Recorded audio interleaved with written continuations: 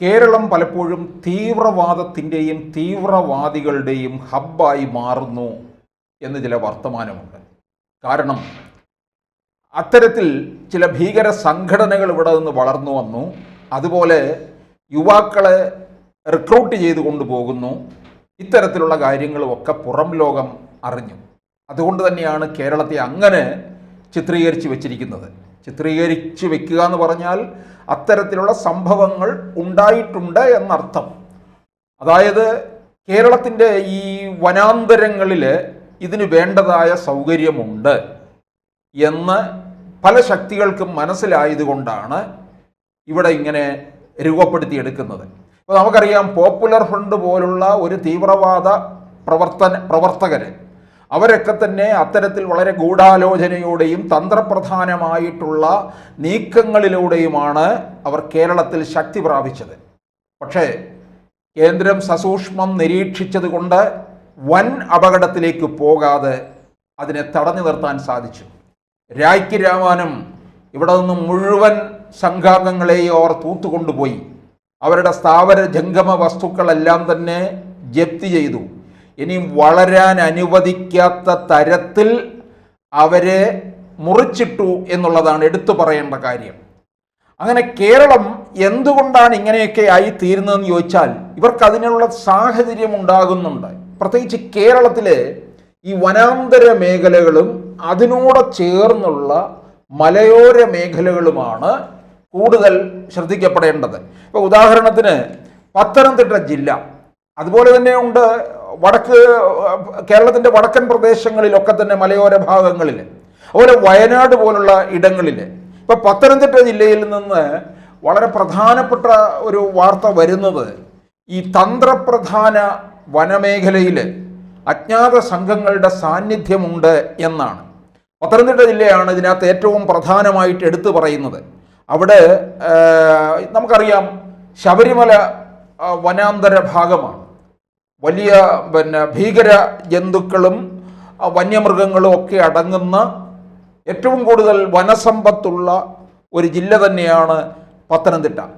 ശബരിമല സ്ഥിതി ചെയ്യുന്നത് ഈ പത്തനംതിട്ട ജില്ലയിലെ റാന്നി പെരുന്നാട് പഞ്ചായത്തിലാണ് സ്ഥിതി ചെയ്യുന്നത്.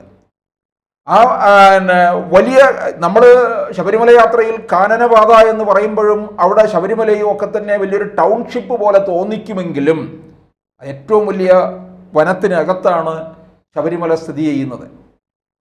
പണ്ട് പറയുന്നത് ശബരിമലയെ തീ വെച്ചു എന്ന് പറയുന്നുണ്ട്. അത് ആ അന്വേഷണ റിപ്പോർട്ടൊക്കെ ഇപ്പോഴും പുറംലോകം കണ്ടിട്ടില്ല എന്നുള്ളതാണ്.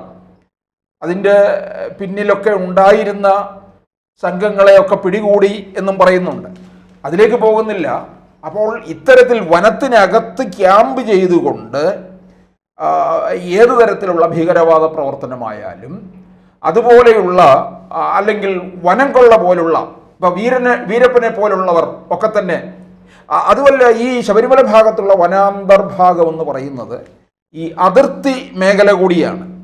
അവിടെ വനാതിർത്തിയിലെ വീടുകളിൽ നിന്നൊക്കെ ഭക്ഷണ സാധനങ്ങളും വസ്ത്രങ്ങളും ഒക്കെ മോഷണം പോയി എന്നും വാർത്ത വന്നിട്ടുണ്ട്. കാരണം ഈ വനത്തിനുള്ളിൽ കഴിയുന്നവർ അവരെന്തിനു വേണ്ടിയാണ് ഈ അജ്ഞാത സംഘങ്ങൾ അവിടെ കഴിയുന്നത് എന്നുള്ളത് നമ്മളെ വേണ്ടപ്പെട്ടവരത് ഗൗരവമായി എടുക്കേണ്ട കാര്യമാണ്. ഗവി പോലുള്ള വിനോദസഞ്ചാര മേഖലയും ഒക്കെ തന്നെ അവിടെ ഉള്ളതാണ്. അതുപോലെ തന്നെ ശബരിമല എന്ന് പറയുമ്പോൾ പ്രധാനപ്പെട്ട വ്യക്തികൾ ചില സമയങ്ങളിൽ വരുന്ന ഇടം കൂടിയാണ്. ഇപ്പോൾ ഇന്ത്യൻ രാഷ്ട്രപതി ശബരിമല സന്ദർശനം തീർച്ചപ്പെടുത്തിയിരിക്കുകയാണ്. അത് അടുത്ത ഏതാനും മാസങ്ങൾക്കകം ഉണ്ടാകും.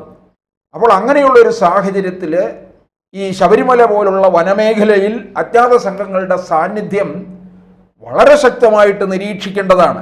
ഈ മാവോയിസ്റ്റുകളാണോ ശബരിമല, അതുപോലെ ശബരിഗിരി പദ്ധതി ഉൾപ്പെടെ തന്ത്രപ്രധാന കേന്ദ്രങ്ങൾ ഏറെയുള്ള ജില്ലയിൽ തമ്പടിച്ചിരിക്കുന്നതെന്ന ആശങ്കയും മലയോര മേഖലയിൽ ശക്തമാണ്. ശബരിഗിരി പദ്ധതിയുണ്ട്.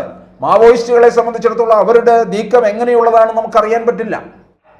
അതുപോലെ ആരായാൽ പോലും ശബരിഗിരി പദ്ധതി ഒക്കെ, അതുപോലെ മൂഴിയാർ, ഇതൊക്കെ ഈ വനാന്തര മേഖലകളിൽ വരുന്നതാണ്.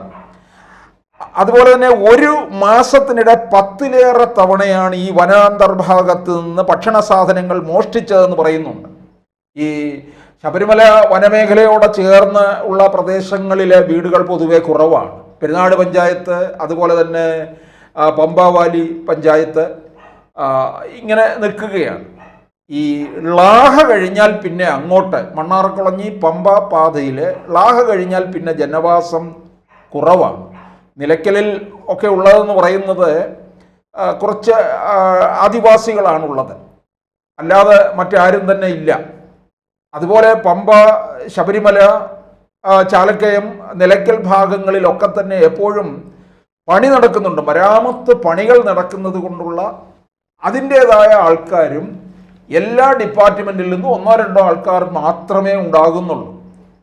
ഈ കൊടും വനത്തിനുള്ളിൽ ഏത് തരത്തിലുള്ള, ഒന്നുകിൽ പിന്നെ ആനക്കൊമ്പ് മോഷണത്തിന് വേണ്ടിയാണോ, അതോ തീവ്രവാദ പരിശീലനത്തിന് വേണ്ടിയാണോ, അതോ മറ്റെന്തെങ്കിലും ദേശവിരുദ്ധ പ്രവർത്തനങ്ങളിൽ ഏർപ്പെട്ട് ഇതെല്ലാം നശിപ്പിക്കുക എന്നുള്ള ലക്ഷ്യമാണോ, ഇതൊക്കെ നമുക്ക് അറിയേണ്ടതായ കാര്യമാണ്.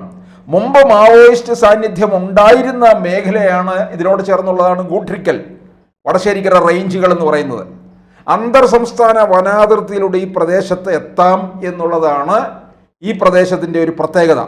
അതുപോലെ തന്നെ പൊന്നമ്പലമേട് നിൽക്കുന്നത് അത് ഹൈക്കോടതിയുടെ നിരീക്ഷണത്തിൽ നിൽക്കുന്നതാണ്.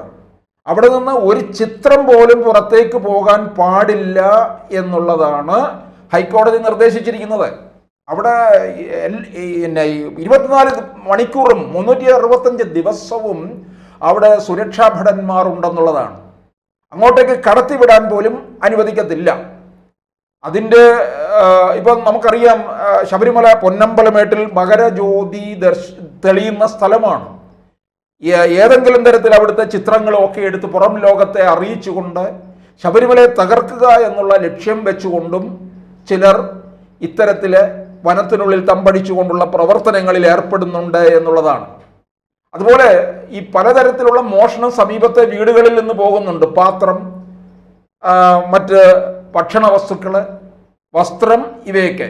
അപ്പോൾ ഈ കാട്ടിൽ കഴിയുന്ന ഇവർക്ക് ആവശ്യമായിട്ടുള്ള കാര്യങ്ങളാണ്. ഇവർക്ക് പുറം കടകളിലേക്ക് പോയി വാങ്ങാൻ കഴിയത്തില്ല. വനത്തിനോട് ചേർന്ന് നിൽക്കുന്ന വീടുകളിൽ നിന്ന് ഇവ വാങ്ങിക്കുക എന്നുള്ളതാണ്.